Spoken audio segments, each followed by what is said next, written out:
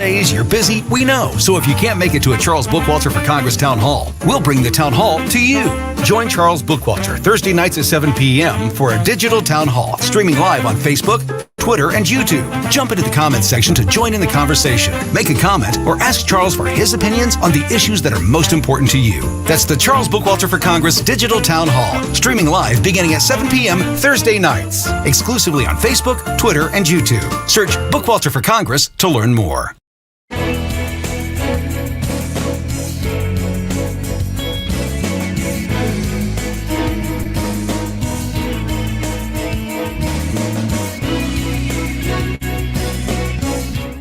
Hello, my name's Charles Bookwalter, and I'm running in the 4th Congressional District to represent you. Jim Baird claims that he wants to cut wasteful federal spending, the same claims he made in 2018. Well, he's had 6 years to do that, so let's check out the record.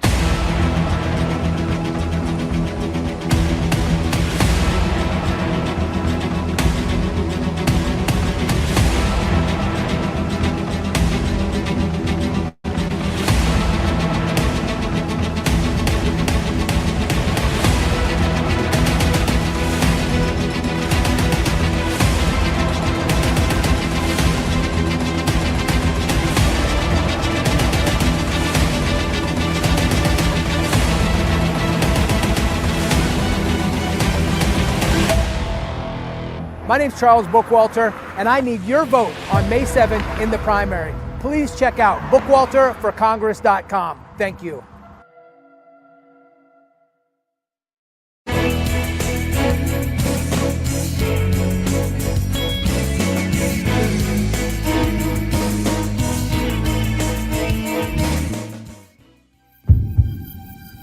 Our nation is at a breaking point. Out of control crime, runaway inflation, political corruption, and politicians who talk a big game but just can't seem to deliver. Charles Bookwalter is a proven conservative leader, a man of faith and conviction, a former Green Beret. Charles Bookwalter offered his life in the service of his nation once before and is now willing to serve again. To learn more about Charles Bookwalter and his vision for the state of Indiana and this great nation, visit bookwalterforcongress.com. That's bookwalterforcongress.com. Donate, volunteer, join in, stand up, and fight back.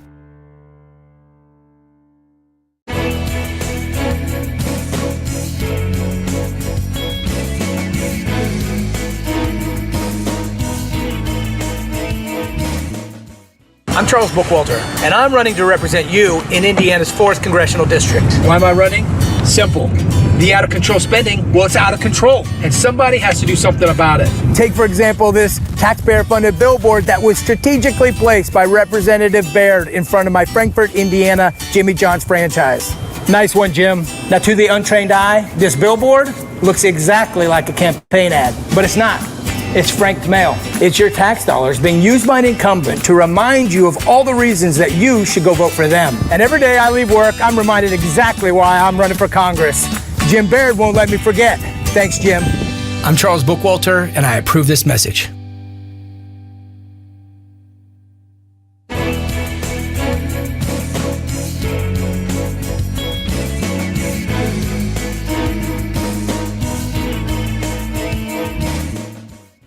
It's the holidays, you're busy, we know. So if you can't make it to a Charles Bookwalter for Congress town hall, we'll bring the town hall to you. Join Charles Bookwalter Thursday nights at 7 p.m. for a digital town hall, streaming live on Facebook, Twitter, and YouTube. Jump into the comments section to join in the conversation. Make a comment or ask Charles for his opinions on the issues that are most important to you. That's the Charles Bookwalter for Congress Digital Town Hall, streaming live beginning at 7 p.m. Thursday nights, exclusively on Facebook, Twitter, and YouTube. Search Bookwalter for Congress to learn more.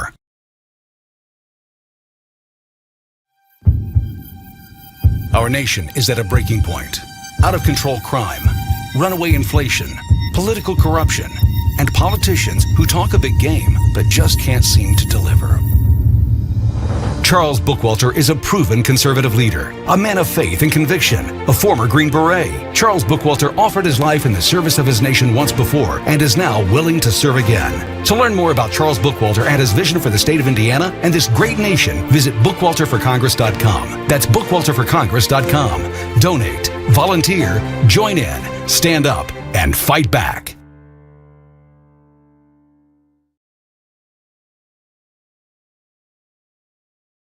tonight as a determined American who loves our country.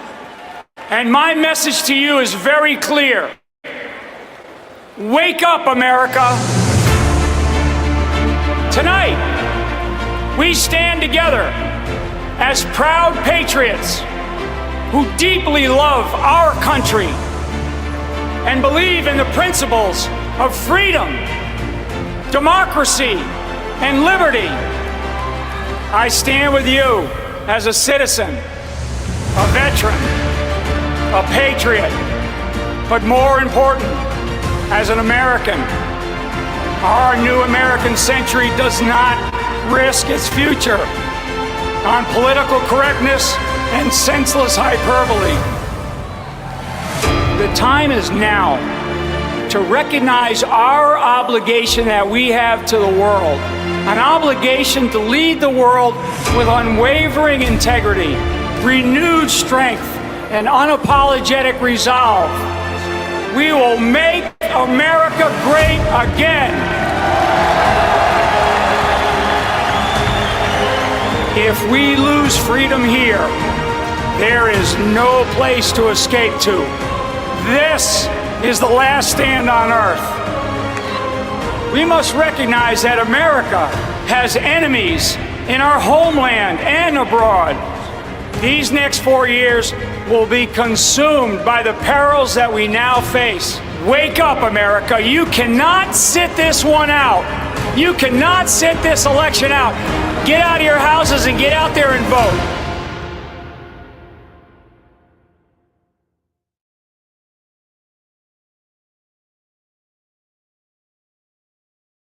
Walter, Charles is a husband, father, entrepreneur, and former Green Beret. But most importantly, Charles Bookwalter is a constitutional conservative. Charles Bookwalter will work to close our borders, ensuring the safety and security of our nation. Charles will fight to secure your personal medical freedoms, giving you complete control over your own healthcare decisions. And Charles Bookwalter will continue his fight to secure our elections, ensuring every vote counts. On May 7th, you have a choice. I'm Charles Bookwalter, and I approve this message.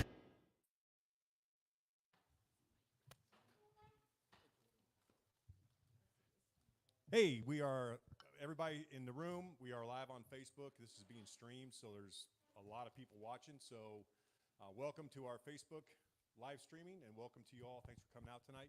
My name is Jason Arnold. I'm currently County Council, District 4. And we are excited to have Charles Bookwalter here tonight, but I wanted to take a few minutes beforehand because this is a very important election coming up, not just from a local level, but from all the way up to the federal. And I've told a lot of people, I think this time, more than any in my lifetime, this election is paramount to the future of this country, this state, and this county. So I know you all are avid voters. You'll get out and vote, but I think that's extremely important now that we get out, we spread the message, and that's why we brought Charles here. I'm a supporter. Heather Vandermark also is helping with his campaign here. And I know Charles will make a push for it. But anybody that would like to help with this campaign, please see one of us afterwards, and we'll make sure we get you signed up. I want to take a few minutes with this primary election coming up. I don't want to put anybody in the spot, but anybody who's running in the race for the primary in May, council, commissioner, if you'd like to come up, just take a few minutes, tell everybody about yourself, just a few minutes. Come up and tell everybody about yourself. I'd like to open the floor up now. So I know, Jake, you wanted to say a few words. Barb, I hate to put you on the spot, and I know we have some commissioners who have filed, so if you're more than willing to come up here and say a few words as well. Thanks, Jason. My name is Jake Mish. I'm the newest sitting county councilman, so I took over for the position that was vacated when Brett Reisner resigned. So I've been on the job about 6 weeks, and I'm already in the re-election cycle. So nothing like hitting it strong. So I appreciate everyone coming tonight. I'm looking forward to what Charles has to say, and I just want to share, I farm with my wife up in the Wheatfield area. She owns a business also. We're in agriculture. We believe in in conservative values fiscally and in preserving our farmland, our rural way of life. So that's why I joined the council. I'm looking forward to a re-election campaign to continue that work. I'll be here all night, happy to visit with anybody, hear what's on your mind and what you want to see in the county moving forward. So, thank you. Appreciate that. Thank you. Barb, you want to come up?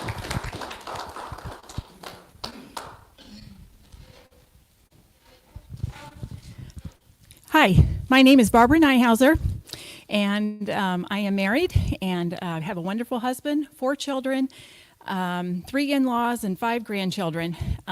We have a 600-acre farm, and my family has farmed in Jasper County area for like 6 generations. So, we've been here for a long time. And I graduated from West Central, and then I got my bachelor's degree from Purdue University, and I got my master's degree from Valparaiso University. I am a career nurse. I work in Franciscan Health in Lafayette at the Women's Center. I'm basically a labor and delivery nurse, and we have a large catchment area because White, Jasper, and Pulaski counties have no maternity care at their hospitals. So we see a lot of girls, and I am super excited every time I get to take care of somebody from Jasper County. So, and then I've been talking with a lot of people and going to county meetings, that type of thing. And I hear the people, and the people are talking about transparency. Transparency is so important at the county level, the state, federal, and the federal, or the county, state, and federal levels. And I believe that transparency equals trust, and I'm right there with you that I will be as transparent as possible, because if we want the voters to trust the local government, then we need to be transparent so everybody knows what's going on. And I've been talking with people. People are concerned about their personal income tax, and Jasper County is 2.8% or 2.86%, and that's the highest is 3%, and there are 3 counties ahead of that, and that's Randolph, Cass, and Wabash, and people are concerned about that, and I hear that.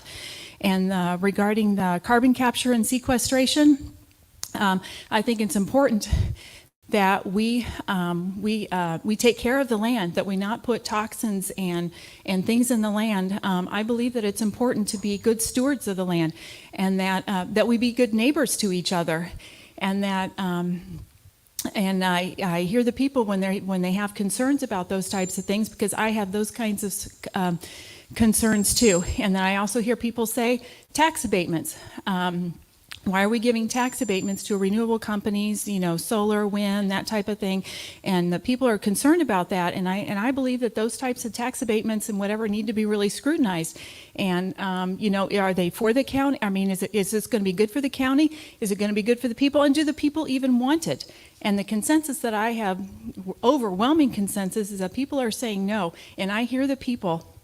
And I'm a grassroots candidate, and I will listen to the people and as much as what I possibly can.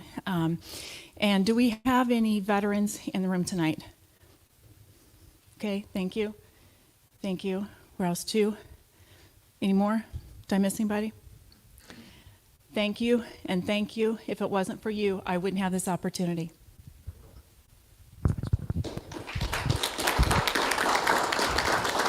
See, Mr. Hilton, Mr. Stanich, would you like to come up, say a few words? No words tonight? Okay. Are there any other candidates who filed for the primary in any capacity that I've missed? Okay, good.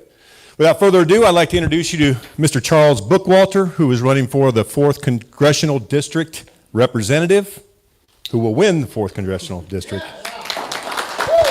And I'll turn it over to Charles.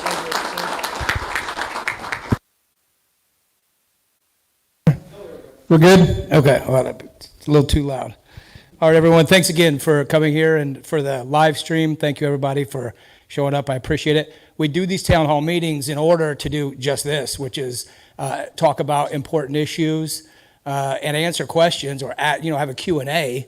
And we intend to continue to do these. So whether if we win and we go to Washington, D.C., I don't intend to live there. I intend to stay connected to the district. That is the responsibility. That was the way it was meant to be with your congressman. That's why your congressman is reelected every 2 years. It's because it was meant. That's why the Congress is is control of taxes through the Ways and Means Committee, is because they are meant to be the closest to the people.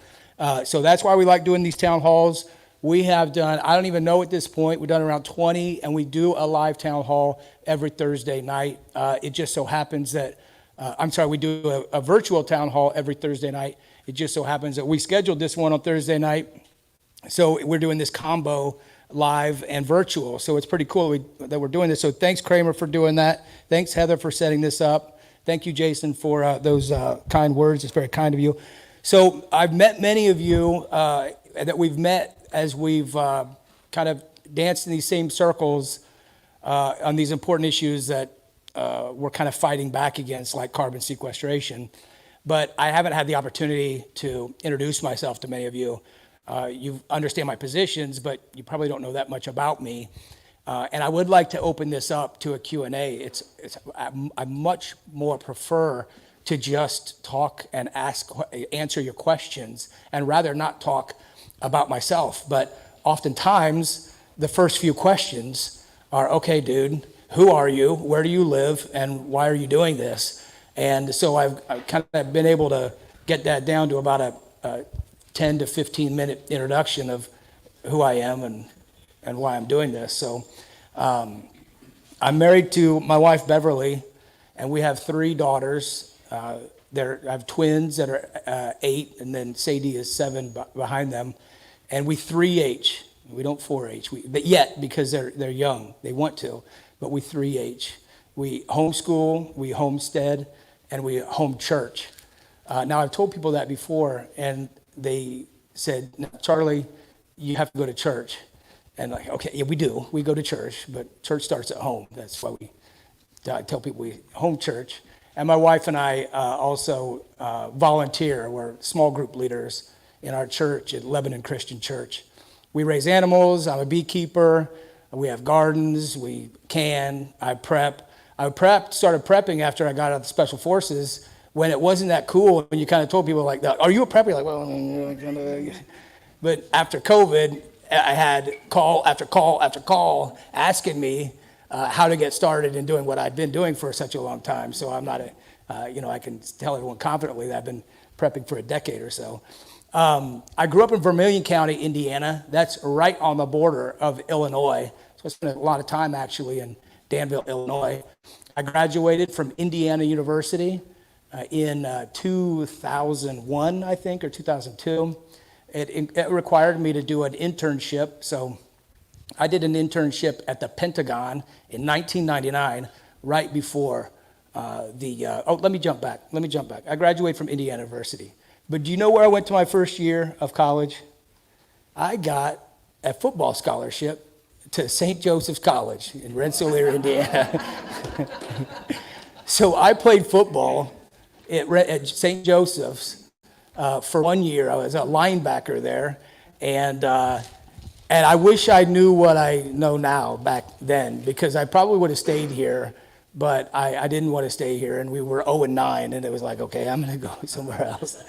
But it's unfortunate to see, as I drove by there, that it's not open anymore. But so after St. Joseph, I went to Indiana University, and I graduated from there, did an internship at the Pentagon, and came home, and then we were attacked a year after that. And coincidentally, the airplane, whether it was an airplane or a torpedo, and I will speak about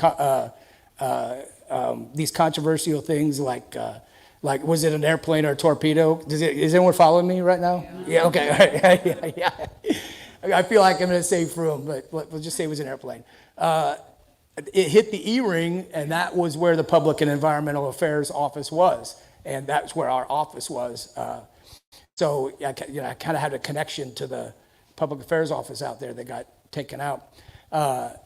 Bring it up a little bit, yeah. So when I got back, I was in the Indiana National Guard at the time, and after 9/11, I decided that I really wanted to serve my country and do more. So I worked hard. I had a degree. I tried to go in as an officer, but it's very difficult to get in the military at that time because everybody was trying to get into the military at that time. So it just took some time for me to get there. So I was able to finally matriculate into active duty in 2006, and I went directly into the Special Forces pipeline. So I just went straight to infantry school, airborne, and then went and into the Special Forces pipeline to earn the Green Beret. It took me 3 years to earn the Green Beret, and that's because one of those years was the medical training side of it. I was an 18 Delta, which is a medic, so I had to be the highest echelon of care in these austere environments where there weren't doctors and there weren't anyone else. So I delivered babies and treated gunshot wounds and fractures and gave vaccines at the time that I would never do again. And a lot of the things that required. It was a great experience and a lot of fun. But we were stationed out in First Group in the western side of the nation in Washington. And in 2012, after almost hitting my 10-year mark, or close to that, I asked my wife, Beverly, do you want to keep doing this? And she said, no, I want to go home. And I had never intended to make the military a career. I wanted to get some experiences and then come back home. So we moved back to Indiana, and I was able to parlay that experience as a medic into a medical device sales job. So I sold the Da Vinci robot for the last 7 years of my professional career, which is working with surgeons and CEOs and all the staff and training surgeons on how to use a robotic surgical platform. It was an incredible experience, trying to work with surgeons and teach them how to use robotics, talk about the benefits of all that, but also trying to sell $2 million robots. That was quite an experience, particularly when you told the hospital they needed like 3 of them. So I say a lot of this to tell you like my background, some of the things that I've done. That job was a great job. It was a very lucrative job. It's the highest end job in medical device sales that you can get. But when COVID hit, things changed, and the hospital started requiring the flu shot, which I hadn't gotten in 4 years. And then they started stopping me in the hall saying, you're not going to be able to come into this hospital anymore until you get that flu shot. And it was right at the time when they were talking about the COVID vaccine. My company was already talking about mandating this vaccine, and I knew that probably wasn't going to work for me. So at the end of 2021, I ended up resigning from that job. Another reason I had to resign for that job was because, like I said, that job was a great job. It gave me the financial opportunity to build some commercial real estate. So in Clinton County in Frankfort, Indiana, a friend and I built a 7,500 square foot commercial real estate building. When I say we built it, I mean he and I we GC'd it. We're the general contractors. We got all the leases. We did all that. And I was the first one that I bought a Jimmy John's franchise and put that at the end cap of that. So in 2021, I was working in the operating room, and I owned a fast casual franchise. It was the 2 worst places that you could be in, 2 worst industries you could be in. So I had to resign that job, and then I had to go save that business, frankly. I went there and worked at that Jimmy John's for about 1.5 years with long hours, opening it and closing it, working all day and all night, because I was competing with the government for jobs, because a lot of people didn't go to work. I was competing with wages because they were paying people to stay home. They were trying to lock us down and shut us down and whatnot. And I didn't do any of that, ladies and gentlemen. I did not separate my chairs. I did not put those silly stickers on the floors. And I did not mask my employees. I let them do what they wanted to do if they felt like that's what they wanted to do. I have never worn a mask inside of my Jimmy John's. And I tell you that for a reason, because as you look at your candidates in 2024 and you decide who's going to represent you, you should look and see how they reacted to that time frame, that COVID time frame. Did they stand up? Did they, have a spine during that time?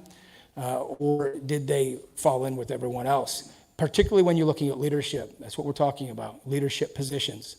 And we did not do it. And Jimmy John's, Inspire Brands, I think it was actually someone else at the time, they would not send anyone to my store to help us when I would make requests. They said, when you start masking your employees, we'll start sending you some help. So I told them, I'm closing on Sundays. That's what I told them. Because Jimmy John's, as you know, is open all the time, and I took advantage of that and took a day off so we could let our employees take a day off. What's up, Kramer?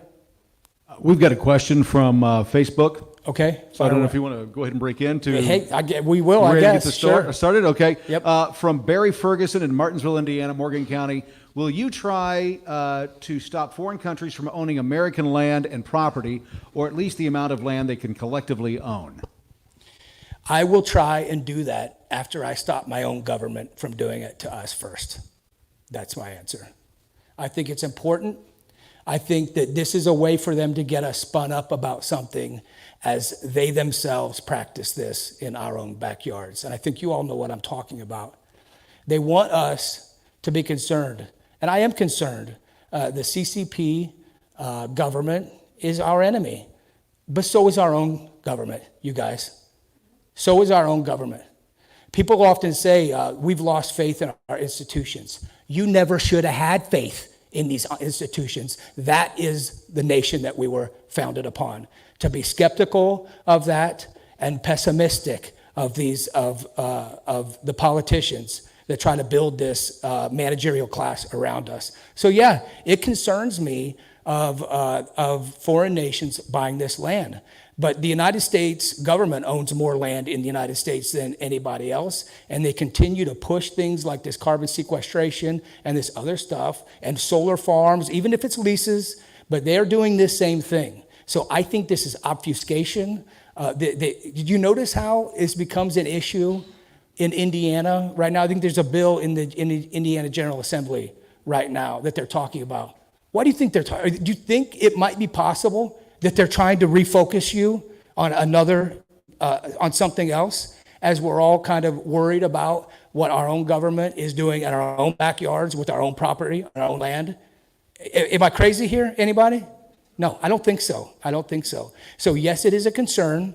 And I don't want to bungle the way they said it, but, why would we be concerned with, an enemy that far away and just replace it with an enemy that's right in our backyard? We have an enemy in our backyard, and they are out of control. I wouldn't be here doing this if our government and this managerial class was not out of control. And they're out of control, and that's what we have to stop first. So I don't want to lose focus and lose sight on the 25-meter target. The CCP, for me, is a 300-meter target. The 25-meter target is what's going on in my backyard right now, what our government is doing in my backyard. So as we talk about this managerial class, I've said that term a couple times now. That is how I look at these issues that we're going to discuss tonight. When we talk about some of these issues, the reason I'm running, medical liberty, forever wars, election integrity, the Green New Deal, this is because we have these managers and this ruling class that has built up this infrastructure around us for the last 100 years, telling us that they need a little bit more of our money, they need a little bit more of this administration, they need to build this other agency, and they need to do this because we needed to do it for your benefit. And then all of a sudden, here we are in 2023, and they're saying, how dare you not let us put a solar farm in your backyard so we can pay for EMS? Are you kidding me? They promised your great-grandparents that you'd have an EMS from taxes that you've been paying for the last 50 years. There's no question about it. Those promises were already made. So this managerial class, this ruling class is failing us. It is absolutely failing us. So I look at this whole thing in these terms of this managerial class. Go ahead, Kramer. Bob Simpson has a question for you. The question is, what's your biggest fear, the southern border or what's happening in the Middle East? My biggest fear is what's happening in the Middle East, and here's why. It is because a world war with Iran solves all of the uniparty's problems. Do you think you're going to be concerned with the border if we are in a world war with Iran and Russia? That you will forget about the border when we're in a war with Iran. You're going to forget about the solar field that they're trying to put in your backyard. You're going to forget about the carbon sequestration pipes. You're going to forget about election integrity, and you're going to forget about the medical liberty that you want so much. You're going to forget that Joe Biden is probably going to win re-election if we're in the middle of a war right now. And all those establishment Republicans that have failed us you're going to get behind them. It is not the first time this has happened. This has happened before. I'll take you back to the New Deal, the Roosevelt era. There was a strong contingent of people that fought back against the New Deal, starting with Senator Robert Taft, a great senator, called the Old Right. Colonel McCormick, who started the Chicago Tribune, John T. Flynn, Garrett Garrett. These were all patriots, people called isolationists and the Old Right, and they fought against the New Deal. It was a big liberty movement. It was a big issue because you guys remember the Stitch in 9 saves 9. They were trying to pack the courts. Roosevelt was a progressive. They were pushing socialism in America. And what happened? World War II.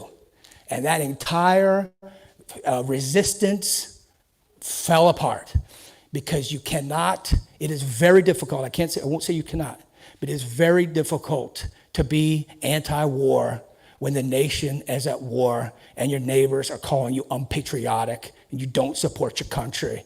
And that is why the Middle East, this conflagration, this war in Iran should concern every single person. Because every major issue that we have right now will be swept under the rug, never to return to the forefront until we're done fighting this 25-year boondoggle that they'll get us in. Now, many of you may not know, and I'm going to have to say this just to kind of establish my bona fides, but I am a combat veteran. I spent almost 10 years in the Army Green Berets, the Special Forces, have 2 combat deployments. I earned a Bronze Star for meritorious service. I literally was looking down the barrel of a gun in gunfights. I've had RPGs shot at me. I've had people shot in the back of my truck shot up. I've been in war. I've been in combat. And these guys, my friends, they don't want to do this either. There's a group of veterans in the 4th Congressional District that are combat veterans, SEALs, Green Berets, infantry guys, Rangers. They know what's going on too, because they've had more deployments than I have. 2 combat deployments for a guy like me is nothing compared to some of these guys that had 11, 12, back and forth. Their families ruined, they're divorced, their kids don't like them because they were gone their entire young lives. So I established those bona fides because I'm asking you to listen to combat veterans that have been there. You find not just combat veterans, a lot of veterans that have been there, they're all going to tell you the same thing. Most of those people that pound their chest to go to war are either psychopaths or they don't understand what they're talking about. When someone says to me that we just need to bomb Iran, they don't understand what that means. They don't understand what they're talking about. It's insanity. Lindsey Graham will never step foot on a battlefield. Nikki Haley will never step foot on a battlefield. They don't understand the burdens that guys carry when they come back here after doing that kind of stuff. And it's not just seeing your buddies get, shot or hurt or whatever. It's seeing death and destruction on a massive scale that you'll never forget about. And that's why you have VAs that have to treat all these young people all the time. Our VA system, taking care of all these veterans, has completely ballooned and blown up. That's another expense that we have to pay. Ladies and gentlemen, war is a racket. The most highly decorated Marine Corps General Smedley Butler wrote a book called that. War is a racket. We have gone to war for the benefit of big corporate America for the last 100 years. He wrote all about it. He was a 4-star general. And he talked about how he went to fight for corporate America. So I could talk about this subject all night long. But I'm sure I'll get back to it. Go ahead, Kramer. Got a question here from Cody, looks like Heldak. Do you support aid money and military equipment being sent to Israel? I do not.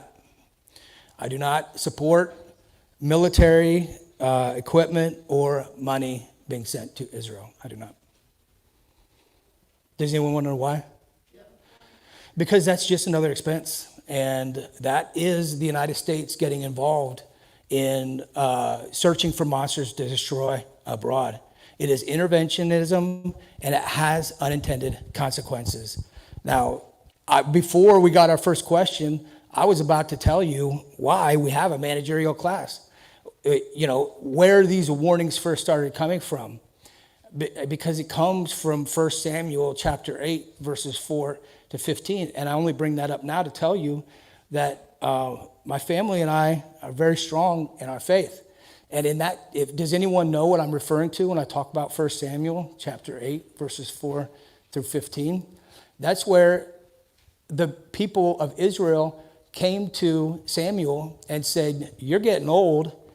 There's a few lessons in here. You're getting old, and your sons are corrupt. So there's lesson number one. These dynasties have been a problem from the very beginning. So the people wanted, what did they want? They wanted a king. So they went to Samuel and said, we need a king. So Samuel went to God and said, the people want a king. The second lesson is God said, it's not you, Samuel. It's me. They hate me. They hate God. That's the second lesson. But the third lesson in here is what then God told Samuel. Okay, they want a king, they can have a king. But your king will conscript all your men and send them to war. Your king will make slaves of your women, and he'll take everything from them. And your king will take your land and take your money and take your resources. And you can go look it up in 1 Samuel. And I wanted to make that point to look, it's not because I don't have a strong faith. It is because of my Christian faith that I do not think that we should be the purveyors of war throughout the entire world, which is what we are. The United States has built an economy on war. And here's an example. I go to these things all the time, and I talk to people a lot. And I talk about just this scenario right here. And someone said to me the other, it was a while ago, maybe a year ago, well, Charlie, what about the GMV, building these Humvees down in, I think it's Seymour, or up here up north, they build GMVs, those Humvees in the civilian world. That's like 3,000 jobs. Well, they're going to have to go find another job. But that is not a good enough justification to say that America needs to be building armaments so that we can send them all over and sell them so people can kill one another. I get back to the fact that until you've been there, you'll understand what I'm saying. That war is brutal, it's terrible, and we should be doing everything in our power to not propagate this any longer. So I support Israel. That's not what I'm saying. But I don't want Gazans to be dying the way they're doing. It's a massive slaughter that if you believe the way many of you probably believe in here, you have a biblical worldview, this is a 4,000-year-old war. And us doing something right now is only spilling our blood and treasure and creating this situation where they hate us. They hate us. Our border is wide open. There's Middle Easterners pouring over it. They're war refugees. They're leaving the Middle East because the Middle East has been bombed for the last 25 years. And they're coming over here, and they don't like us, and they don't like Europeans, and they don't like anybody that has been bombing them.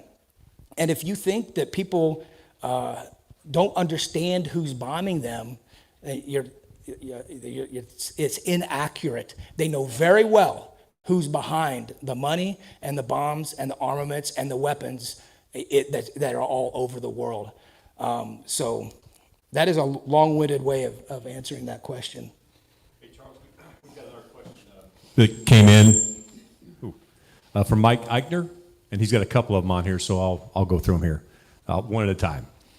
How would you vote on the possible escalation of force in Iran and other places like Ukraine and Israel? I pretty much answered that. I'll just say it right here. I'm an anti-war combat veteran. I believe in diplomacy, and I do not believe that we need to be doing this. Just look around you. We've been doing this for 25 years, right? Do we need to do this for 25 more years? We cannot be doing this. We need to pull our troops off these borders, get them out of harm's way, and make it so they want us to bomb Iran. Because like I said, if they do that, their problems are gone, everyone. Their problems are gone.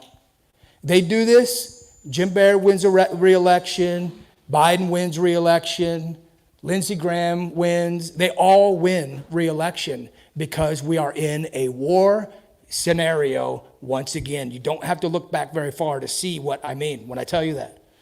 Got another one here. Do you support the Texas governor and the other states who support him as far as the border? Yeah. It wasn't until Governor Holcomb, through his support behind the situation, when that happened, I looked askance. I thought, now this is starting to seem political. Because I don't think that Governor Holcomb would have given his support if it weren't purely political. I've said all along that I think the proper response to the border is for the federal government. Okay. Many of you are older than me, some of you are younger than me. How long has the border been an issue in your life? Your entire life. Your entire life. This is the definition of insanity, that we let the federal government continue to do this. They are hoodwinking us as walls go. Walls have gone up and then been deconstructed. Did you guys know that? There's parts of that border wall that have been built and then deconstructed. So the contractor gets paid. That's all of our money. It gets paid. It's ineffective. The federal government should give more autonomy and more resources to the border states and let the governors of these states and the legislatures fix this issue. They're right on the ground. They could do it. They could actually be effective doing this, and it would remove the politics out of the federal government. They absolutely should be secured. Our troops should come home. They should be defending our nation. We should all be defending our nation, defending our culture, but it should be the border states having all this authority, not Washington, D.C. That has completely bungled this scenario for all of our entire lifetimes. There's one more over here, Kramer, from Jason. Let me get, and this is probably something that many on Facebook now who are watching and in this room, because this is a big deal in your district. What are your thoughts on the climate change agenda and the CO2 capture that our county is facing, many counties are facing? Yeah, you mean our county here? Our county here and the other counties that are facing the same thing in your district. Yeah, it's a complete scam. The Green New Deal is a complete scam. None of this, many of you were there at the BP meeting here, right? It was at the convention center. And it was either this one or White County. If you remember what that BP representative said, someone asked him the question. I was there when I can't remember if it was a White County one or this one.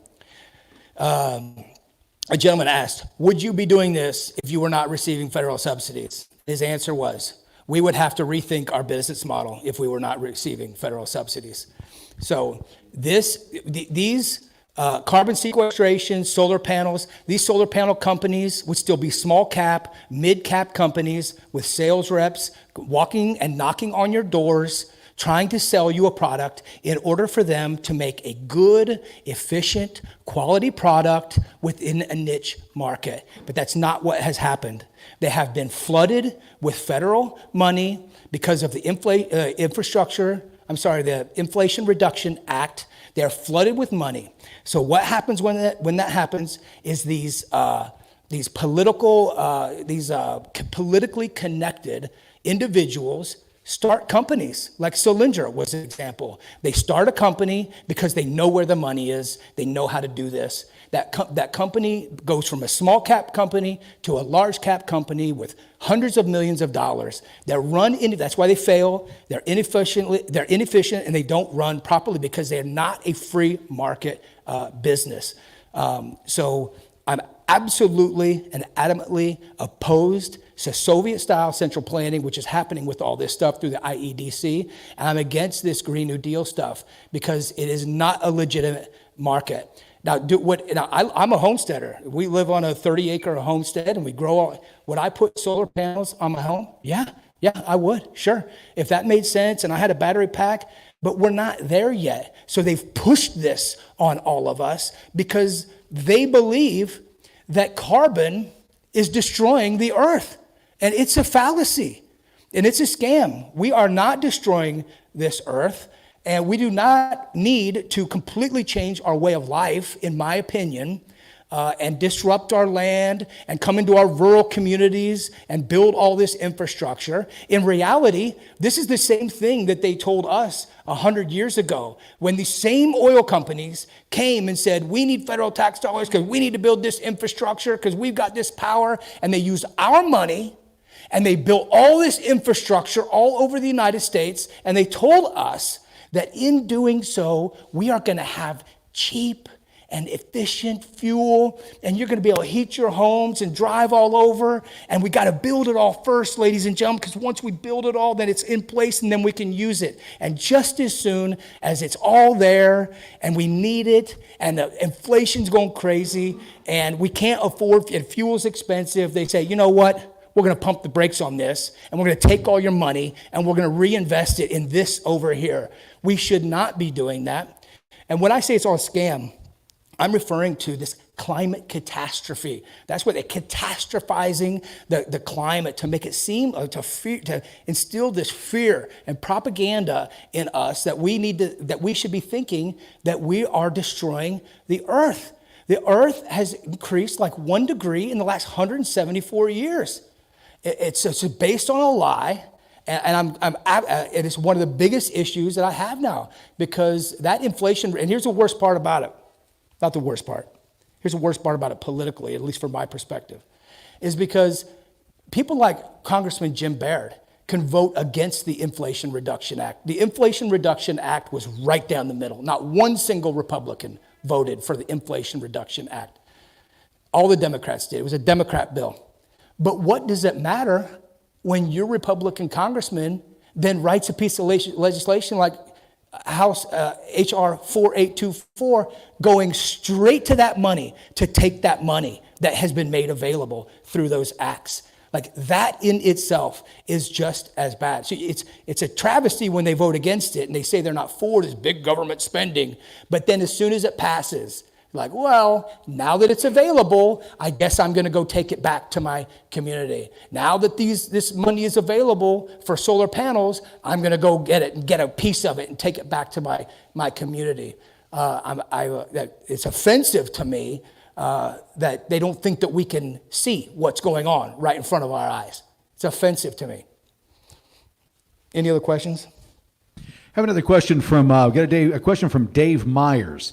He says, we are watching the U.S. dollar being dumped by countries all over the world and using their own currency. What do you think the future is for the dollar, and how does that future affect the need to go to war? Well, I've thought for a long time that the dollar was on a decline and would collapse. But, the dollar does, other currencies do as well. So I'm not really sure. The Constitution says that we are supposed to have a specie payment system. Specie currency. Specie currency is hard assets. That's gold and silver. It was never intended to have fiat currency or paper money that is not asset backed. And do you want to know why, ladies and gentlemen? The reason is because, again, our founding fathers, the 1700 time frame, they had just watched what happened in Europe for the last few hundred years. Many of them came straight from Europe. And they saw these internecine wars that were happening all through Europe. And when they came to the United States, they realized that the only way that kings and princes and governments in Europe could go to war with one another is if they didn't have to tax the people to go to war. As soon as they had to tax the people and ask them for their money, for the king and his men, or whatever government and their men, to go fight another country, they couldn't get it done because none of the peasants had any money and none of them wanted to go to war with people that they didn't really have any problem with. And so this is the same thing. This is why the first Bank of America never occurred. It fell through. The second Bank of America I think it was the way it was approved, and then it was disbanded. So our founding fathers knew that they did not want this system here in the United States because of what a government will do if they can print money incessantly. They can print money without stopping. It leads to massive inflation. It leads to the loss of the value of your dollar. So many of you probably know since 1971, when we came off the gold standard, your dollar has lost 99% of its value. And that is an invisible tax on us. In addition to the 55% that you pay in taxes, 55 cents out of every dollar goes into to the government's coffers, you also pay a tax through inflation. And that's what happens when they are able to just print off money as much as they want. So that's probably a roundabout way. I'm not sure if that answers Dave Meyer's question, but I will say this. I am strongly behind an asset-backed currency. That an asset-backed currency with gold or silver would hold our governments responsible and not allow them to just print off money to do things like create an agency or give money to an Indiana Economic Development Corporation so they could come in and buy our land. If they did not have that money, they could not pass these bills and give these subsidies to these companies for them to use our money and come in and disrupt our communities. This system is based on taxes and usury, and it has to, that's the only way that we could end that, is making it, making our currency or tying our currency to a hard asset. Does everyone understand that concept? Yep. Tina Johnson wants to ask, what's the first law you want to pass? I know you're going to have fun with this one.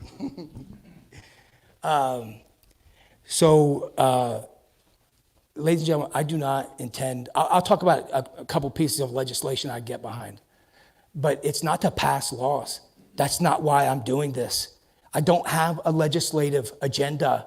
I don't need a legacy. I don't want to pass a law. That's not what this is about. This is about sending those few patriots that are out there right now, about 20, some reinforcements so that we can disassemble and defund what is going on there.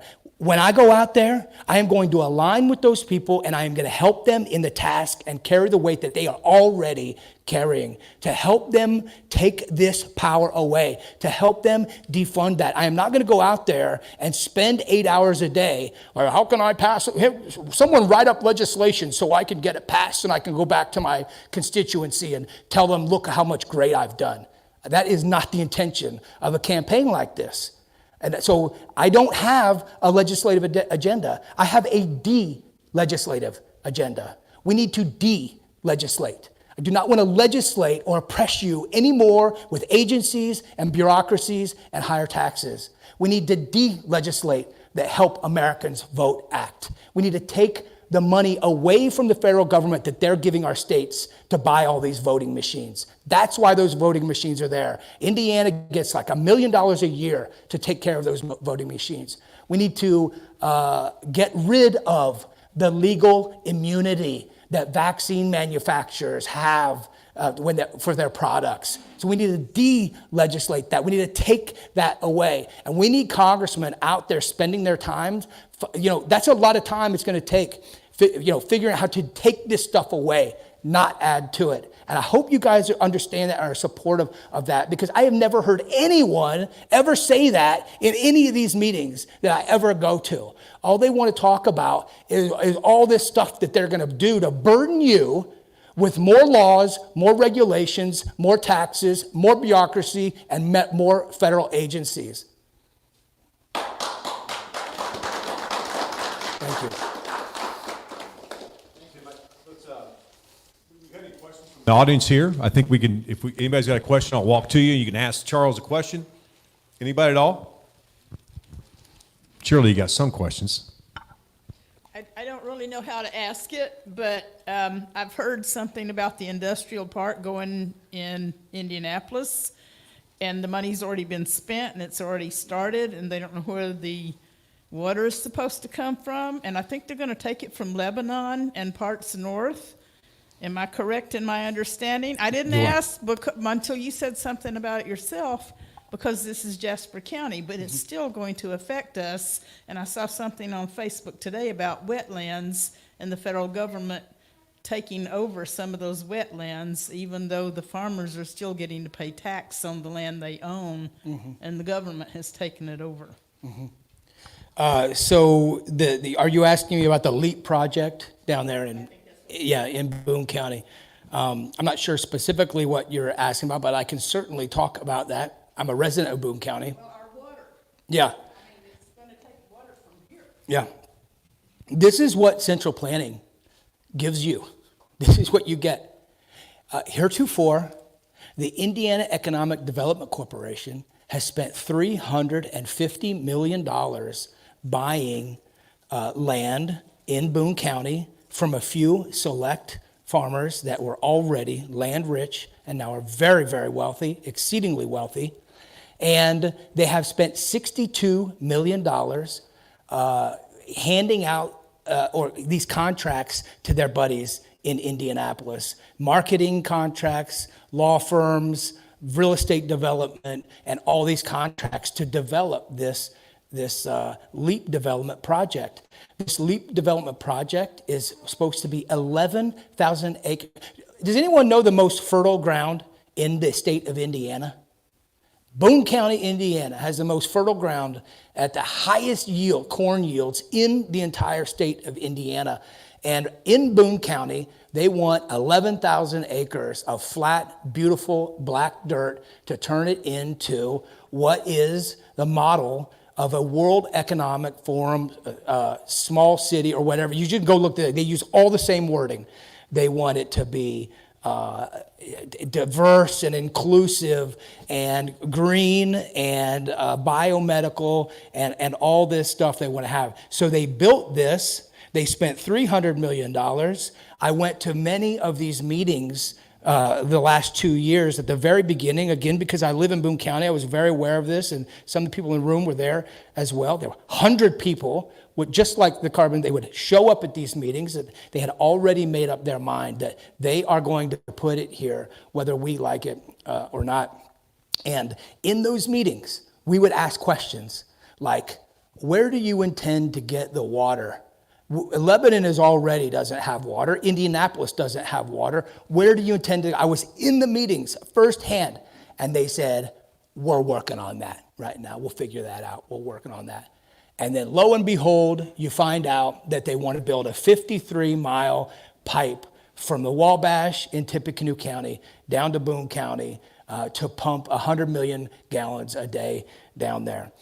This is this management. You guys, this is never intended to be this way. We were never intended to be developed this way by a central community, of a few people. They admit all this. They say all this in the meetings. They have to do it behind closed doors or they'll never get it done. They have to do it with these people in the way that they're doing. This is exactly what they say. I've been in these meetings.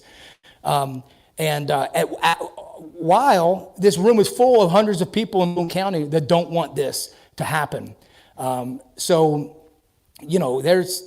still continuing. I don't even know where it is because it's so convoluted. And in Boone County, the map is changed as people didn't sell or they got upset, so they would move it all around.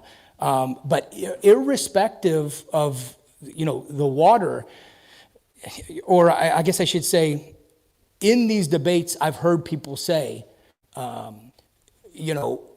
are they doing this? Why doesn't the IEDC just build this park in Tippecanoe County next to the Wabash?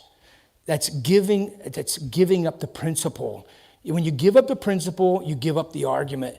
The principle is Indiana should not be taking our money and funneling it through the IEDC to centrally plan all this stuff and give it to their buddies, whether it's in Tippecanoe County or Jasper County or Boone County or Warren County. It shouldn't go anywhere because it's central planning and it's not ever what it was intended to be. The IEDC started out like your local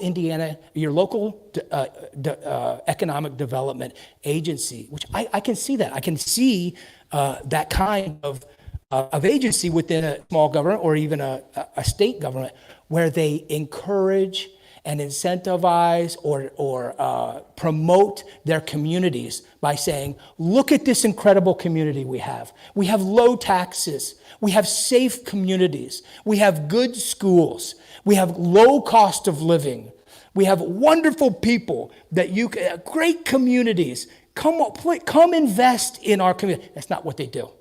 They create these agencies, they take our money, and then they spend $350 million deciding who they want, where they want it, how they want it there, and then they tell us all we're stupid because we don't want it to go that way. Like that is, and the other argument is, I'm sure there's someone right in this room thinking this guy doesn't know what he's talking about. That's my land. These are property rights. I can put that solar farm on my property. I can sell that. I can do that. Property rights starts with that dollar that they took out of my pocket to fund the IEDC to go pay for those people. If you want to talk about property rights, that's the first place it starts. That's a fallacy and a weak argument to act like that we're getting in the way. How you can't tell them what they can and can't do with their land. That's their property. That dollar's my property. That's the first thing you took from me. You want to, if a private company comes in and they want to go build a microchip manufacturing plant in Boone County, fine, I don't care. They can go in and they can buy the land and they can figure it out and they can figure out how to do it. That's the way a free market works. It does not work through Soviet-style planning. Do you know what Soviet-style planning gets you? It gets you what we have right now. They're trying to pull 100 million gallons from 53 miles away. Nobody wants it. Everyone's objecting to it. The plan is, there's a huge amount of momentum that wants to start it. And it's going to not work out the way they think it's going to work out. And it could end up, failing. By the way, the IEDC did this in Terre Haute and it failed. It has not been a success. It has not done what they said it was going to do. It has not filled up, and it has not given the community the jobs that they thought that they promised that was going to go there. Someone shared an article on one of those Stop the Leap pipeline Facebook pages that showed that through the IEDC under Holcomb, 53% of these projects have not delivered the commitments that they said that they were going to deliver. Many of them fail. Why do they fail? I direct you back to the conversation we had earlier. When you take a company that should be out there hustling, figuring out their niche product, making their product better because they have real customers that want their service that you're going for, that's how you start a company. But when you just give people a bunch of money, you get bad managers, you get bad management, and you get poor operations. And so many of these fail because they're government-led projects, and they're mismanaged, and they're a boondoggle, and they're a waste of money. And who holds the bag? That's right, we do. We hold the bag. That's why you work from January to May to pay their bills. We literally work half the year to pay their bills before we can start taking money for ourselves. It was never intended to be that way. And we're not happy about that anymore. I don't know about you, but I'm not going to sit around and let this happen anymore.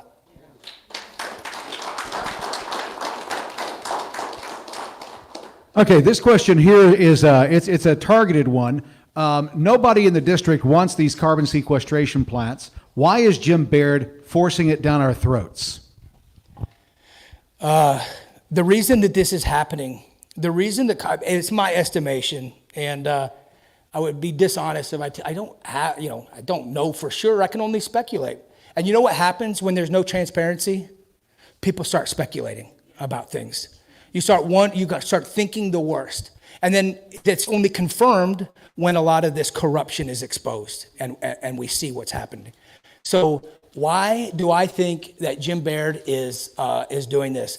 Because Jim Baird did not vote for the Inflation Reduction Act, but when that bill passes, there is a team of lobbyists and lawyers that work for these companies that walk up and down the Rayburn building, and they knock on every congressman's door, and they say, Congressman, did you know that you could do this and that you could bring this money back to your district by signing this bill or doing this or researching this?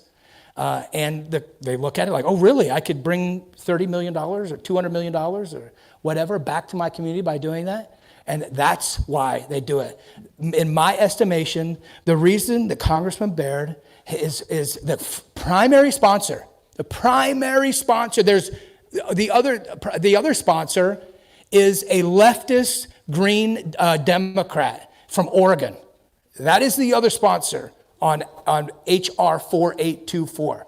It is a leftist Green Democrat. I think that they're doing it because they have made the money accessible. And so they go take it. That's why, once again, what would I do in Congress? This is Congress's responsibility. You do not give them that money. You defund these agencies and you take that money away. You don't even have to get rid of the agency. You can just take away their money.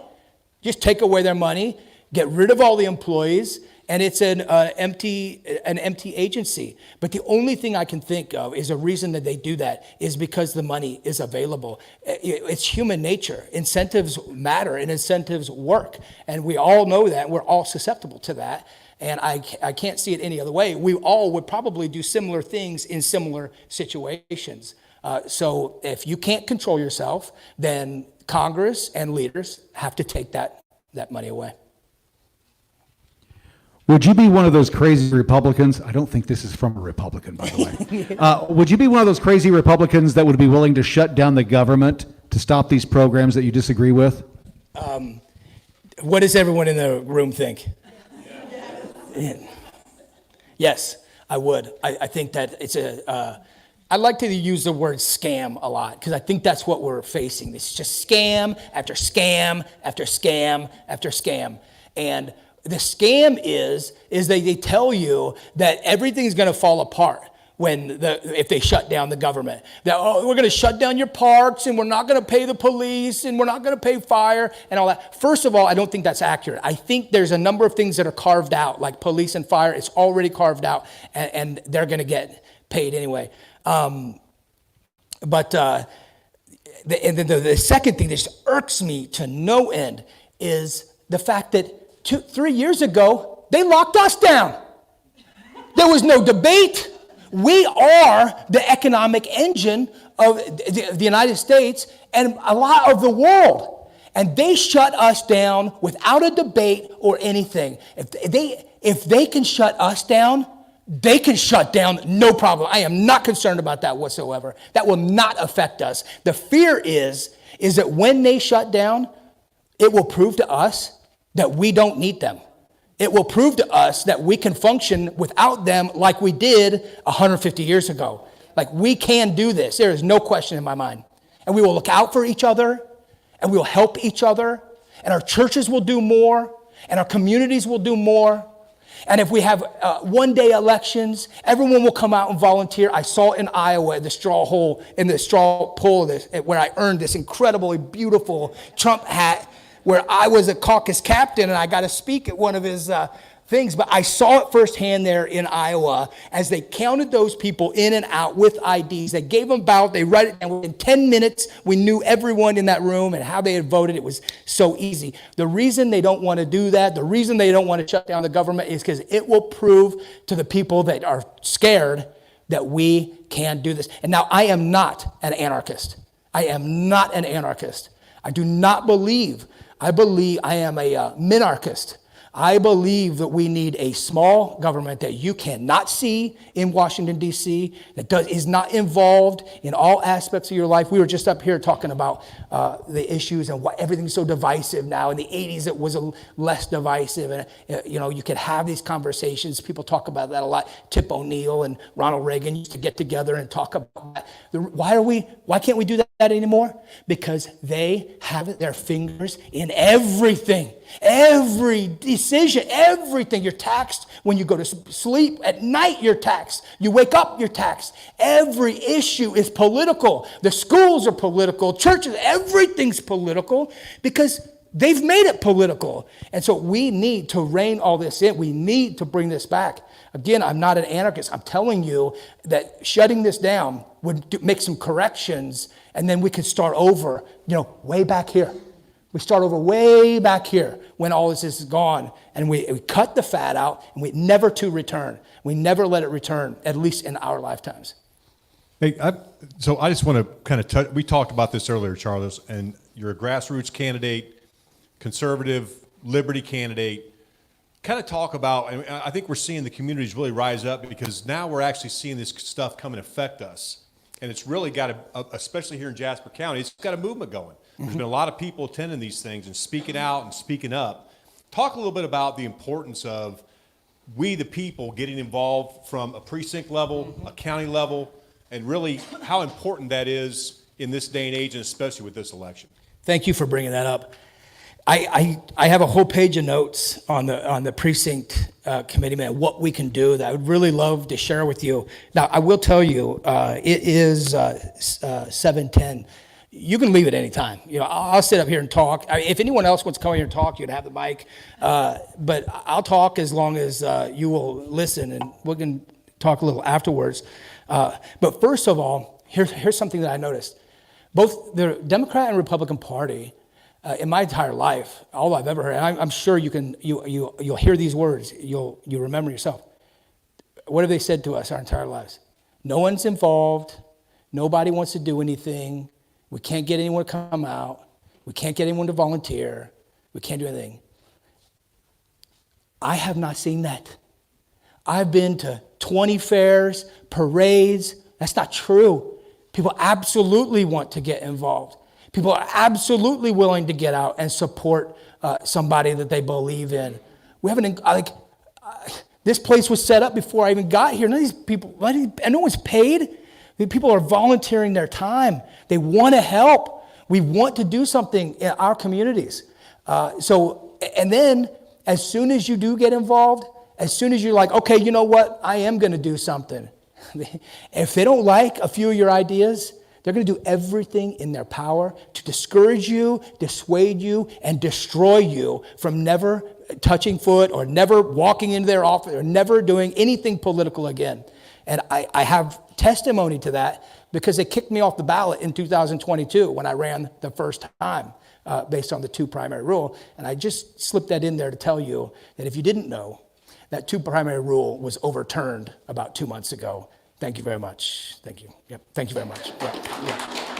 Thank you.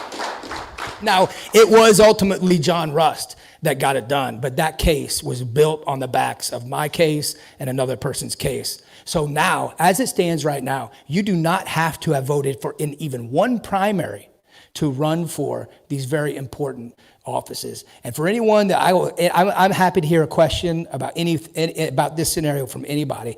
But the fact is that as we've seen, as these issues that are so important that hit us like COVID did, like that, the idea of waiting 4 years to run for office and get involved, that is insanity for them to say that. When times change so quick, when politics change so fast, and having a candidate be the rallying point for people that are upset about a particular issue, for our Republican Party to say, no, you can't do that for 4 years. That is completely insane. It's anti-American. It's not Republican. And that's why I fought against that law. That is insanity. And our party is already controlled by Democrats, for goodness sakes. They've already come and infiltrated our party. Look at the big government that we have.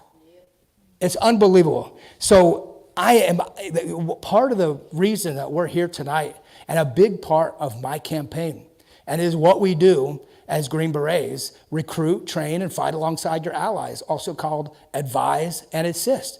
So for the last, longer than a year, I have been out recruiting and training and fighting alongside people to run for important local offices. And one of them is precinct committeeman. And if you have ever considered getting involved in politics, I'm telling you right now that you need to look at precinct committeeman and state delegate when you go home tonight, when you wake up in the morning, pray about it, ruminate over it, and I'm asking you to do something about it. If you are a conservative Republican, I'm telling you that this is the job for us to take back our party. It is precinct committeemen. I'm highly encouraging you to do that. And we even have candidate forums back there. It is the most important position in our party. And for all those that are live streaming and hearing this is nationwide. This position is a party position. It's nationwide. So everybody in all the states, it may be a little bit different the way the laws are written, but there are precinct committeemen, and we need those people. We need you. If you're a patriot and if you're conservative and if you've ever thought about it before, now's the time. This is the election season. It's a 4-year term. You spend 10 to 25 hours over those 4 years probably actually doing something, caucusing or voting. You don't have to do what I'm doing. You don't have to get up in front of people and talk in a big event like this.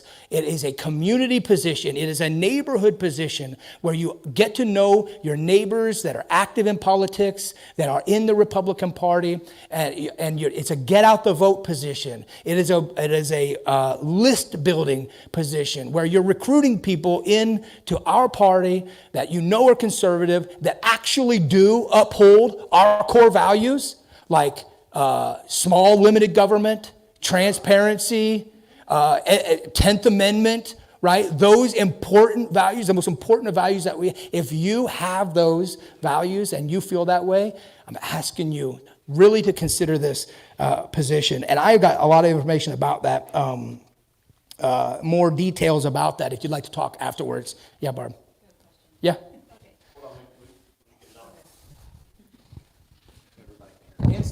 And state delegate, by the way. And I'm a big supporter of someone who's running for lieutenant governor, Micah Beckwith. Yep. And this is part of it. This is part of his strategy, and I'm fully behind it. Is getting people to be, and you can be both a precinct committeeman and a state delegate at the same time. In fact, we have forms in the back. If you'd like to learn more, I'd love to talk to you about it. But you can be both a precinct committeeman and a state delegate. The state delegate has a 1 day every 2-year job. 1 day. That's all you do is go to the state convention and vote for a few of the key positions that are not voted for in an election, like lieutenant governor, attorney general, things like that. And it would be a major, major win, very disruptive, and a great thing for Indiana if Micah Beckwith became our lieutenant general. There's no question in my mind about that. Okay, so in this group of people, probably no one believes that Joe Biden got, 81 million votes? I mean, it's astonishing, right? It's really quite unbelievable, really. And I noticed that you got the Trump hat on, and you mentioned that you were the Trump caucus captain. Well, like at all of his rallies, he talks about going back to paper ballots. Mm-hmm. And so, and actually the Heritage Foundation, I looked this up, they rate Indiana, they give us a score of 76, which is a C, and we're rated 10 in the nation, by the way. Tennessee is number 1. We got lost points on like accuracy of voter registration lists, absentee ballot management, vote harvesting restrictions, election litigation procedures. And then you're probably aware of this past year that the Republican National Committee in 2023 at the summer meeting put up a resolution urging a return to excellence in American voting and elections. And I know you talked about this briefly about election integrity and about maybe $1 million in voting machines or things like that. But anyway, one of the whereas, or several whereas, is ensuring the integrity. This is from the Republican National Committee. Whereas ensuring the integrity of our voting and election administration is critical and foundational to maintaining a civil and decent society, which is what you have been talking about. and that whereas election experts agree that the most resilient voting systems use paper ballots, and then another whereas is Republican officials are explicitly asking for decisive direction and support from national Republican apparatus and elected Republican leadership. So I know you have done a lot. You mentioned election integrity. I know you've done a lot of work. Would you talk a little bit about what you studied, what you've learned, and then segue that into being in the elected Republican leadership with decisive direction and support? I might have to have you refresh me on some of the questions before I get to that, because this has to do with elections. I want to make a few important points about precinct committeemen and elections. That the precinct committeemen choose the GOP chair, the precinct committeemen caucus when when a seat needs to be filled. So here's a strategy that the establishment uses often. Everyone knows it's hard to beat an incumbent, right? They win like 98% of the time. Very difficult to beat an incumbent. Incumbents run and then win the seat, and then they resign. Do you know why that happens so often? The reason that happens is because 60% of the precinct committeeman positions are appointed positions. People don't run for the precinct committeeman because we don't know about it. And by the way, when I talk about this and point all of these examples out, I realize it's our fault. I'm responsible. I didn't have 2 primary votes. Mea culpa, right? It's our fault. We've been asleep at the wheel. So we weren't running for precinct committeemen. Our government is meant for us to be active in our government. Amen. And we were not doing that. And so the party chair then appoints precinct committeemen. And right now, the number in Indiana is about 60%. So when an incumbent, it's just happened, Tara Klutz, it happened down John Ford, they will run, they will get reelected, and then they immediately resign. And they immediately resign because the precinct committeemen aren't us. They're party people that have been appointed, and they choose the next establishment to come in. If that hurts your feelings, I'm sorry. Well, no, I'm not. I'm not sorry. I'm not sorry if that hurts your feelings. So that's why it's so important to take these positions. And 40%, if I'm accurate on this, 40% of our elected officials are caucused in. So 40% of our elected officials are caucused in, and 60% of the people that choose them are not elected, they're appointed. That is a completely broken system. That is a completely broken system. And if you're a party chair, you shouldn't want that if you really care about our nation. If you do like it that way, if you want it that way, then you are complicit in what is going on, and that is a major problem. That is why it's so important for us. You may find that you'll run for precinct committeeman, and the fact that me saying this means that you're going to have a challenger at this point. I need to be careful with my words, but at this point, what does it matter anymore?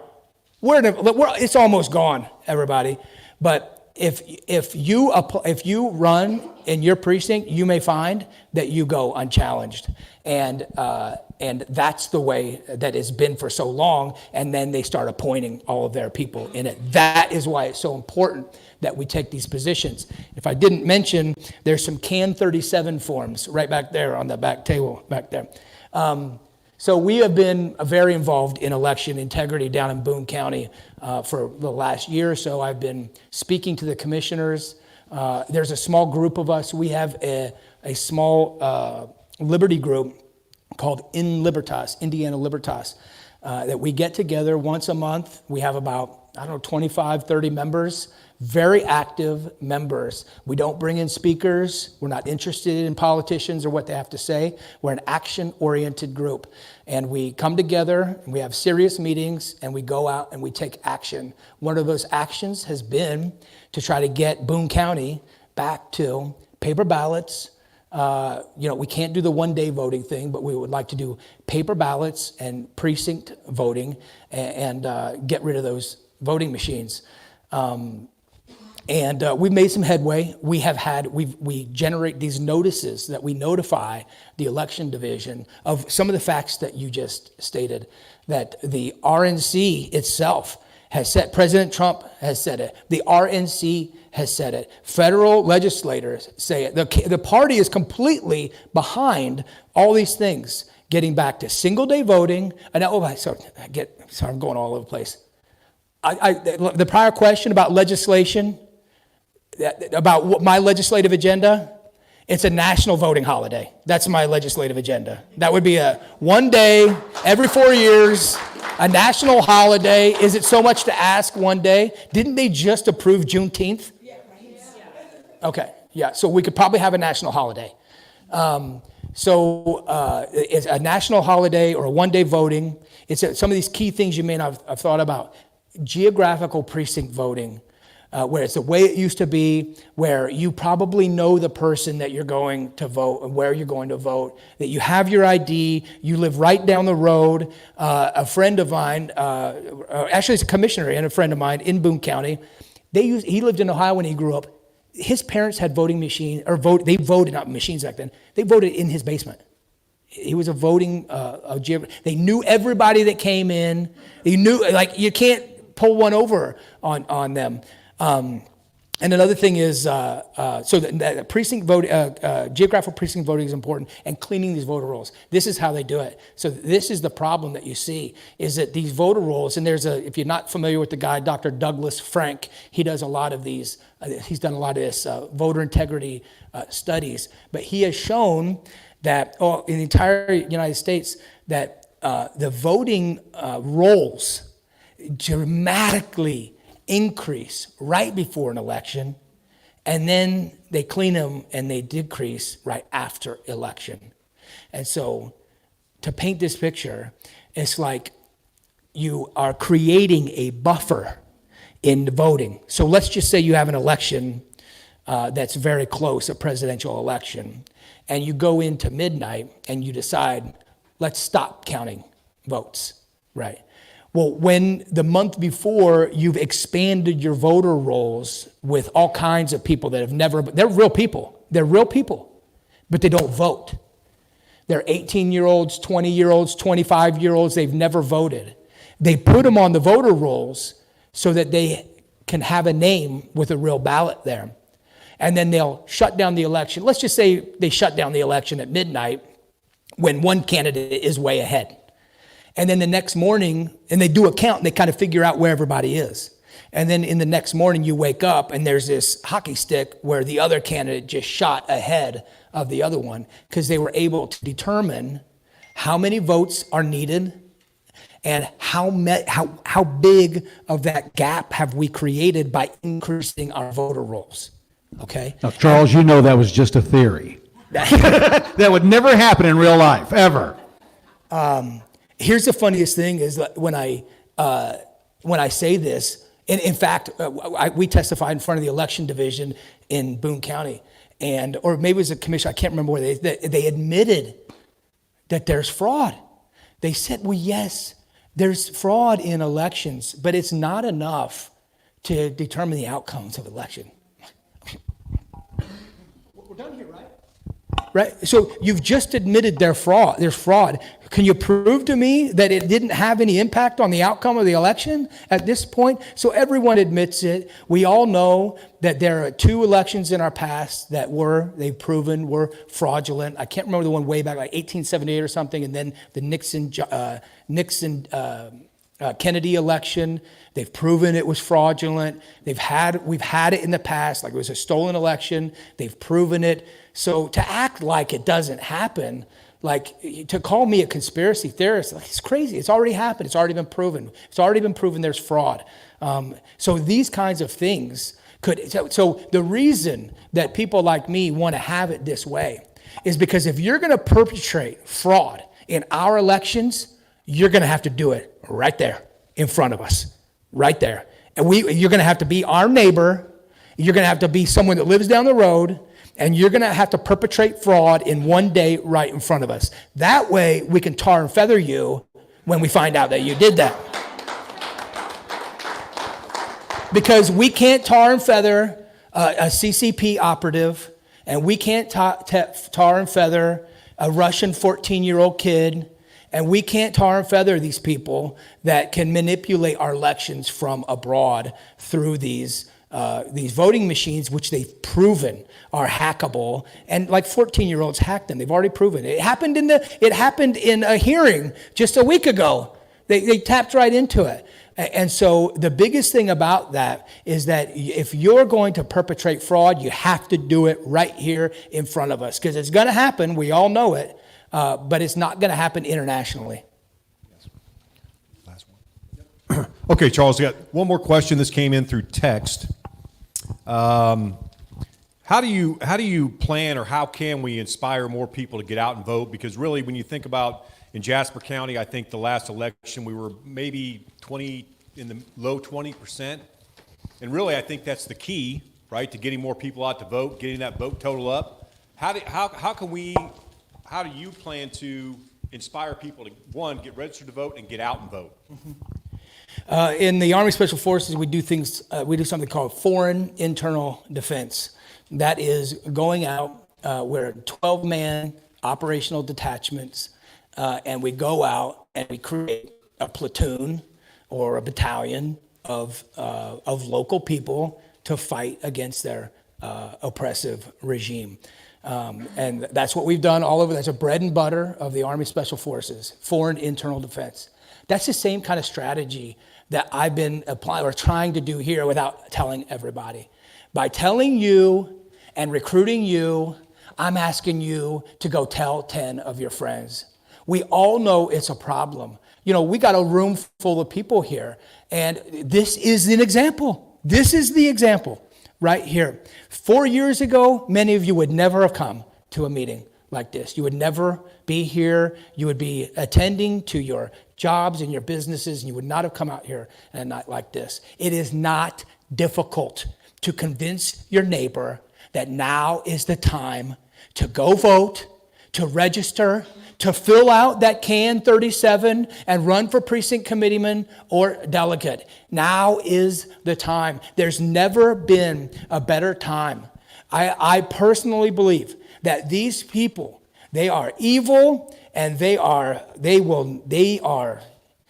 a tough enemy, but they have been weakened.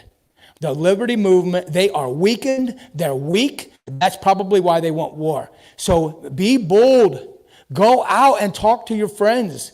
We have to do this. And so I am asking you to do it, and I need you to tell 10 other people. That's the only way these grassroots campaigns work. That's the only way that we can make a change and do something about it. It's through, voting. And here's another important reason it is to do this. I heard Vivek Ramaswamy say it out at the Iowa straw poll. Someone asked him the same thing. We're going to ask him a little different question. If voting is so fragile and we're not sure really if it's accurate, like if it could be stolen, then what? How do you know that this next election is going to be legitimate? And he said, well, we need an overwhelming win. That's what we need. Yep. Yeah, we need an overwhelming win.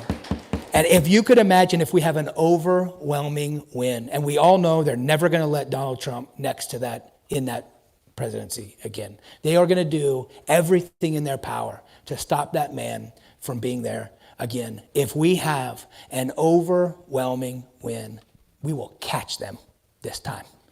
We will catch them this time. Yeah. We need election judges. I learned just by going to different meetings and stuff when I lived in Illinois how important election judges are. And if the Republicans don't fill those positions, the Democrats take them or the rhinos take them. Yep. And that's exactly what we don't want. We want somebody watching these ballots and what these people are doing at these precincts where people are voting. We can stop a lot of it right there. If we don't have judges, the Democrats take it, and we've all seen how that turns out. You're absolutely right. So she's saying we need election judges, we need volunteers, and believe me, we would have it if we had more faith in what's going on. It reminds me of this. I just took a snapshot of this the other day. The penalty good men pay for indifference to public affairs is to be ruled by evil men. That was a Plato quote, but that's what you're referring to. If we don't do it, they're going to do it, and they're going to be in charge. So I am recruiting you to get involved. I'm recruiting you to volunteer. Like, essentially, this is a volunteer time. We are in the 4th Congressional District, and we need 4th District volunteers. That's what we need. I got 2 last questions. We're going to wrap it up here. The first one is, real quickly, what's the fastest way, the best way to get involved with being a precinct committeeman if you're not here tonight? What's the best way for somebody to do it? For example, in Morgan County, Monroe County example.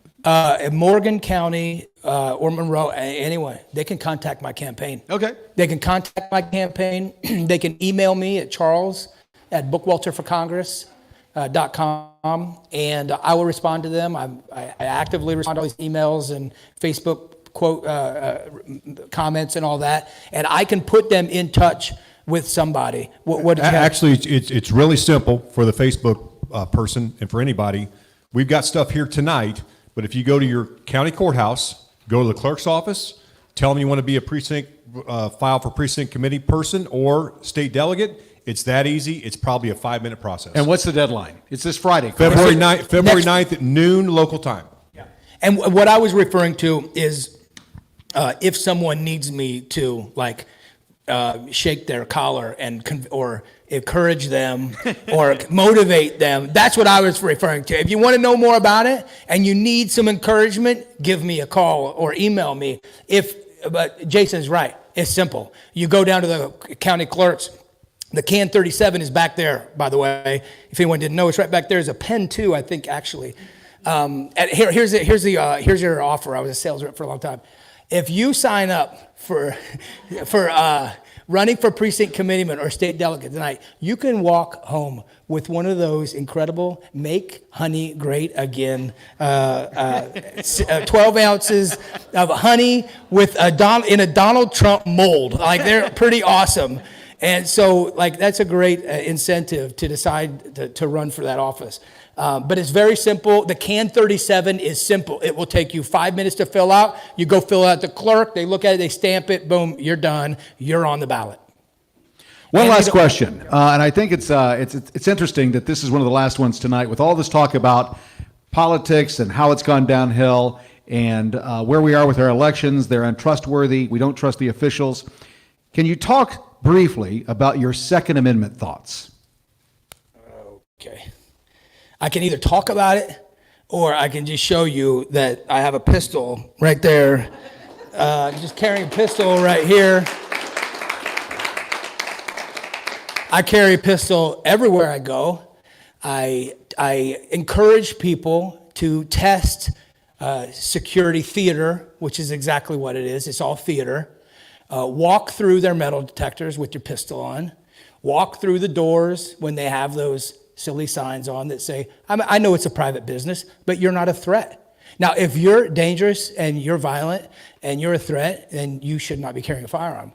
But I'm telling you from the perspective of someone that's capable of great violence, that I am not a violent person. I'm very peaceful. I'm very well trained with a firearm, and many of you are as well.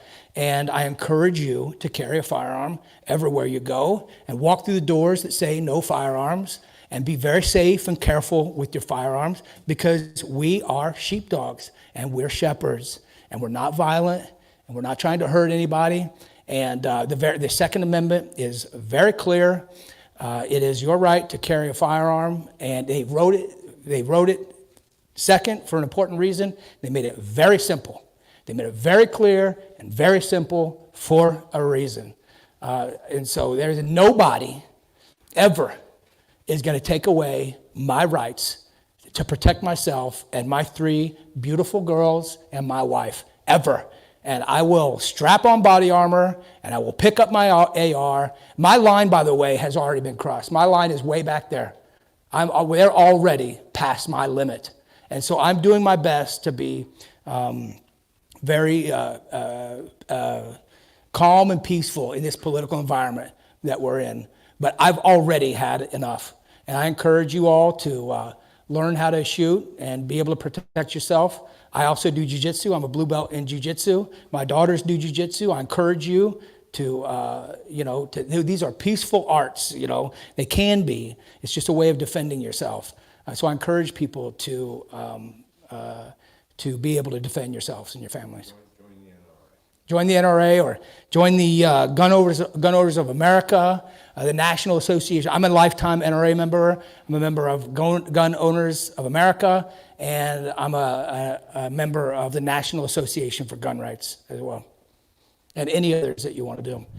Before we wrap up, we are wrapping up, it looks like. What about any other questions in here? Did I miss anything? Yes, sir. What is your opinion on the war on drugs? In what regard? Are you asking me if I want cannabis to be legal? Is that what you're asking me? Well, that and any other drugs. I think drugs are dangerous, but you have to ask me a specific question because I don't want to get in. I don't want to get in trouble here. What's your specific question? I think the war on drugs. Okay, I got you. I think the war on drugs is a major problem. I think Nancy Reagan's war on drugs created just an incredible mess in the United States. A lot of people went to prison and for those 3 strike rules for nonviolent crimes, and that's a major problem. For those of you that may not know, in the Special Forces, part of the training is SEER school, Survive, Escape, Resist, and Evade. And I was put into a cell for a long period of time. That school was 3 weeks long. I was put into that cell naked with another guy. And they sprayed us with water in the freezing rain outside. It's a miserable experience, and it's unbelievable to look around and have your freedoms taken away like that. Those of us that love freedom, that should never want someone to spend their life or a year or 30 years or 10 years or whatever it is for the nonviolent crime of having cannabis or something like that. So it creates a bureaucracy and an agencies in the federal government.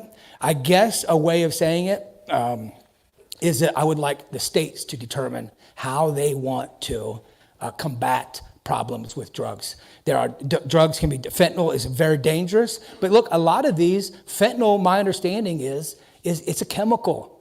See, fentanyl is not a natural drug, and it's typically just like, by the way, this happened with Prohibition. Before Prohibition, we didn't have spirits. We didn't have these highly alcoholic, toxic. They learned how to do that because they had to transport small volumes, long places. So they couldn't have like beer and wine because it wasn't enough. They had to find a way to distill it down and have very potent alcohol that they could get out there. So Prohibition led to the changing of how we produce and made alcohol. And drug laws have done the same things. As they've outlawed things like cannabis, then they start making other things like fentanyl or whatever. Xanax or whatever, they're very harmful. But, I certainly wouldn't want something like that to happen. I'm sure that many of you have been affected with your family by drug use and in family members, and it's tragic. And I'm not saying that there's not consequences at it. I'm just saying that if you steal because you have a drug problem, then you should be penalized for stealing and not necessarily for your drug problem. You need to be assisted with your drug problem and helped with your drug problem, not put in prison or anything like that. So, any other questions before we wrap this up? Anything else? Are you for the repeal of the FFA? Of course I am. Yep. That's a scam too. It's a scam. All right. Hey, thanks everybody. Thanks everyone for jumping on live. We'll do it again on Thursday. Asking you, sign in one of those CAN 37 forms, look at it. You can help us by time, talent, or treasure. Right now, we can only beat Congressman Baird in a few specific areas, right? He's got your taxpayer dollars. All those mailers you're getting, did you guys know that you paid for those? Yeah, you guys know you paid for those. Those billboards, you paid for them. All that stuff you paid for. We don't have that kind of money. We're a grassroots campaign. So we need your treasure to help this campaign. We could also, if you don't have treasure, we could use your time. Heather will be leading up some, and Jace will be leading up some volunteer door knocking campaigns, but that's where we can win, everybody. Time, talent, and treasure. If you agree with me on these ideas and the opinions, some of you can't get out of here fast enough, but those of you that do, please consider signing up for our newsletter so we can keep in touch with you. And if you're interested in helping more, please contact me at that email, or you can do it on the website, so that you can, we can talk about how you might be able to help out the campaign. I really appreciate your time, and I'll be available afterwards. So thank you very much for coming out here tonight. Thank you.